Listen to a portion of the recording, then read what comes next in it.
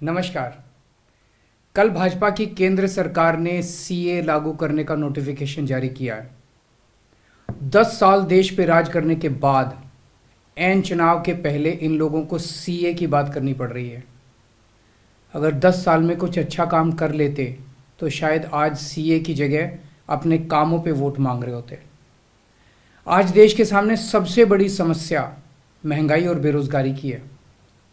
किसी को भी घर चलाना मुश्किल हो रहा है, इतनी ज़्यादा महंगाई हो गई है, कमर तोड़ महंगाई हो रही है। उधर हमारे युवा दर दर की ठोकरें खा रहे हैं रोजगार के लिए, उनके ऊपर डंडे लाठियां बरसाई जा रही हैं। ऐसे में सरकार बेरोजगारी और महंगाई का समाधान ढूंढने की बजाय सीए की बात कर रही है, तो ये बड़े दुख की बात है। ये सीए आखिर है क्या?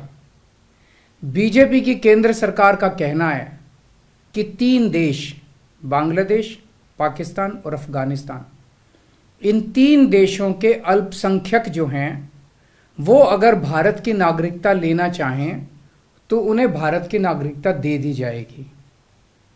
इसका मतलब बड़ी संख्या में यहाँ से अल्पसंख्यकों को हमारे देश में लाया जाएगा, उनको रोजगार दिए जाएंगे, उनके लिए घर बनाए जाएंगे, उनको यहाँ बसाया जाएगा। अजीब बात है ना। बीजेपी की केंद्र सरकार से हमारे बच्चों को रोजगार दिए नहीं जा रहे, पाकिस्तान से लोगों को लाके उनके बच्चों को रोजगार देना चाहते हैं। हमारे लोगों के पास तो घर नहीं है, भारत के तो ढेरों लोग बेघर हैं, लेकिन बीजेपी वाले पाकिस्तान से लोगों को लाके उन्हें भारत में बसाना चाहते हैं, उनको घर देना चाहते हैं।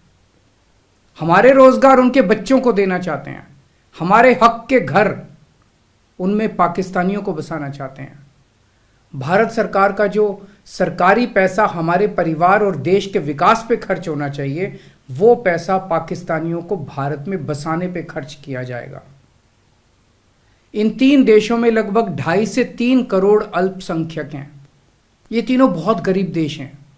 जैसे ही भारत के दरवाजे खुलेंगे, इन 3 देशों से भारी भीड़ हमारे भारत में आ जाएगी। अगर इन 2.5-3 करोड़ में से 1.5 करोड़ लोग भी भारत आ गए तो कौन देगा इनको रोजगार? कहां बसाओगे इनको? बीजेपी वाले अपने घर में बसाएंगे क्या इनको? इनके अपने घर में रखेंगे क्या इनको? बीजेपी वाले देंगे क्या इनको रोजगार? कौन देगा इनको रोजगार? तो प्रश्न उठता है कि बीजेपी ऐसा क्यों कर रही है। कई लोगों से मैंने बात की, कुछ लोगों का कहना है कि ये पूरा का पूरा खेल वोट बैंक बनाने की गंदी राजनीति है। इन तीनों देशों से 1.5-2 करोड़ लोगों को अगर भारत ले आया गया और उनको चुन चुन के इस तरह से देश के अलग अलग भागों में बसाया गया, जिससे जहां जहां बीजेपी के वोट कम हैं वहां झुग्गियां डाल के अगर इन लोगों को वहां बसाया गया तो वहां बीजेपी का एक पक्का वोट बैंक तैयार हो जाएगा, बीजेपी के वोट बढ़ जाएंगे। और आने वाले इस चुनाव में तो नहीं, आने वाले भविष्य के चुनाव में बीजेपी को इससे बहुत बड़ा चुनावी फायदा मिल सकता है, ऐसा कुछ लोगों का कहना है। मुझे नहीं पता ये सच है कि गलत, लेकिन सबसे बड़ा प्रश्न है कि बीजेपी ये क्यों कर रही है। एक तरफ बीजेपी की हरियाणा सरकार हरियाणा के बच्चों को रोजगार देने में असमर्थ है। रोजगार के लिए हरियाणा सरकार अपने बच्चों को इजराइल भेज रही है। इजराइल में हम सब जानते हैं कि युद्ध चल रहा है, हमारे बच्चों को युद्ध में धकेला जा रहा है। अपने बच्चों को तो रोजगार है नहीं और पाकिस्तानियों को भारत लाके उनके बच्चों को रोजगार देना चाहते हो। मेरी तो यह बात बिल्कुल समझ से परे है। बीजेपी वाले पूरी दुनिया से बिल्कुल उल्टा चल रहे हैं। पूरी दुनिया में कोई भी देश अपने पड़ोसी देशों के गरीबों को अपने घर नहीं लाना चाहता। पड़ोसी देशों के लोगों को अपने देश में आने से रोकने के लिए पूरी दुनिया में हर देश तरह तरह के कानून बनाता है, बॉर्डर पे दीवारें लगाता है, बॉर्डर पे बिजली की तारें लगाई जाती हैं ताकि पड़ोसी देश का कोई भी व्यक्ति हमारे देश के अंदर ना आ सके। बीजेपी शायद अकेली पार्टी है पूरी दुनिया की जो पड़ोसी देश के गरीब लोगों को अपने देश में घुसाने के लिए दरवाजे खोल रही है, बिल्कुल उल्टा कर रही है। एक और बात है सोचने की, पिछले 10 सालों में 11 लाख से ज्यादा भारत के बड़े बड़े अमीर उद्योगपति और व्यापारी भारत छोड़ के चले गए।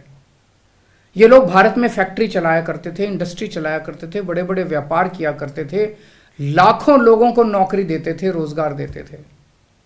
ये बीजेपी की गलत नीतियों और उनके अत्याचार से तंग आके भारत छोड़ के चले गए। अगर बीजेपी को लाना ही है तो इन लोगों को वापस भारत लेके आओ ना, जो भारत छोड़ के चले गए। ये भारत आएंगे, इनके पास पैसा है, भारत में इन्वेस्ट करेंगे, नई नई फैक्ट्रियां खोलेंगे, नए नए व्यापार खोलेंगे, अपने बच्चों को रोजगार मिलेगा।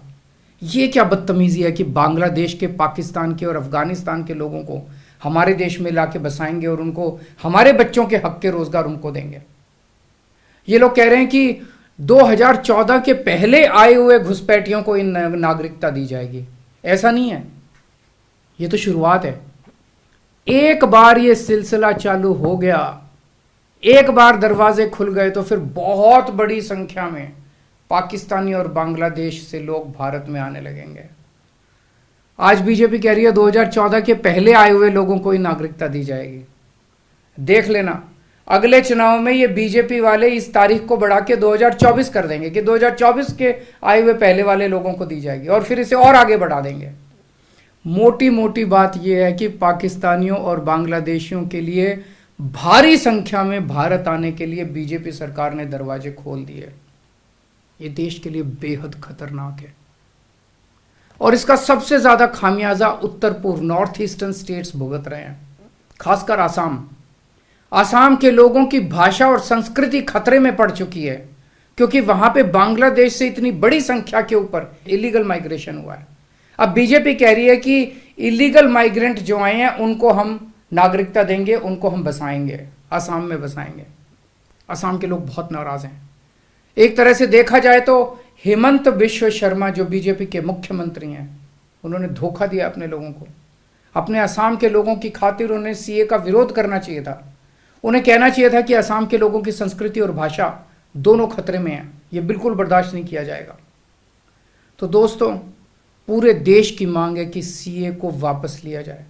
हम किसी हालत में अपने बच्चों की नौकरियां, अपने बच्चों के रोजगार दूसरे देश के लोगों को किसी हालत में नहीं देंगे।